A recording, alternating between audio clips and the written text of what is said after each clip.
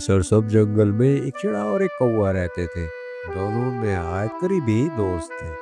रोजाना सुबह सूरज निकलते ही दोनों एक साथ उड़ते, दाना चुगते और पेड़ की ठंडी छांव में बैठकर गपशप करते। उनकी दोस्ती बेखुलूस था, नफरत, हसद नाम का कोई नामो निशान तक न था। दोनों साथ बैठे थे तो चिड़े ने कौवे से कहा, अरे दोस्त, मौसम बदल रहा है, सर्दी और बारिश का वक्त आने वाला है। उस वक्त दाना पानी आसानी से नहीं मिलेंगे। हमें अभी से कुछ अनाज जमा कर लेना चाहिए ताकि आगे जाकर परेशानी ना हो।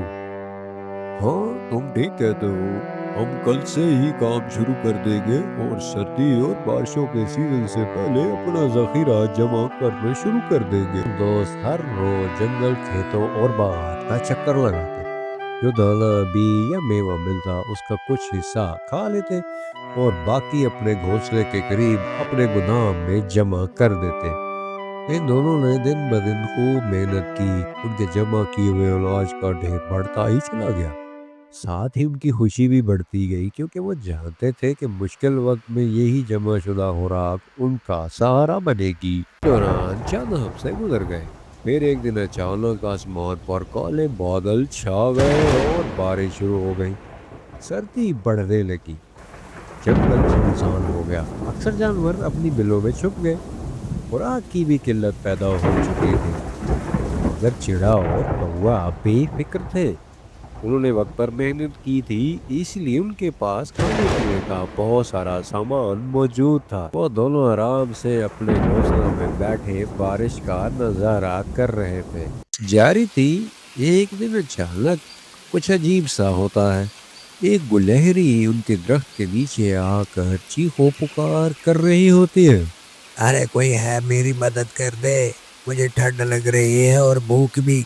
2 दिन से मैंने कुछ नहीं खाया है, कोई है? चिड़ा देखता है तो नीचे एक गुलहरी खड़ी है, तो वो कौवे से कहता है, हमने जो जमा किया है वो सिर्फ हमारे लिए नहीं है। अगर हम किसी भूखे की मदद कर सकें तो इसी में असल मजा है और सुकून है। फिर दोनों ने गुलहरी को कुछ खाने को दिया। उसके चेहरे पर मुस्कुराहट आ गई। गुलहरी उनके पास चंद दिन रही और दिन ब दिन सेहतयाब हो गई। जैसे ही वो सेहतयाब हुई तो उसने वापसी की इजाजत मांगी। प्यारे भाइयों, तुम दोनों का बहुत शुक्रिया कि तुमने इस मुसीबत में मेरी मदद की। तुम्हारा ये इखलाक मैं अपने बाकी जानवरों को भी बताऊंगा। इतने दिन हो गए हैं, अब मुझे वापस जाना चाहिए और बारिश भी हल्की है। मैं आराम से घर पहुंच जाऊंगा। ये कहकर गुलहरी अपने घर की जानिब रवाना हो गई। चिड़ा और कौवा बहुत खुश थे, क्योंकि उन्होंने एक मदद की उस गुलहरी की जो मुसीबत ज़दा थी। और कहानी के आखिर में चिड़ा और कौवा एक साथ रहते हैं और हंसी खुशी जिंदगी गुजारते हैं। कहानी हमें ये सिखाती है कि दूरंदेशी मेहनत हमेशा फायदा ही देती है। सच्चे दोस्त मुश्किल वक्त में तैयारी करते हैं और काम आते हैं। दूसरों की मदद करना एक आला सिफ्त है। बुरे वक्त में सिर्फ वही महफूज रहता है जो अक्लमंदी से काम ले।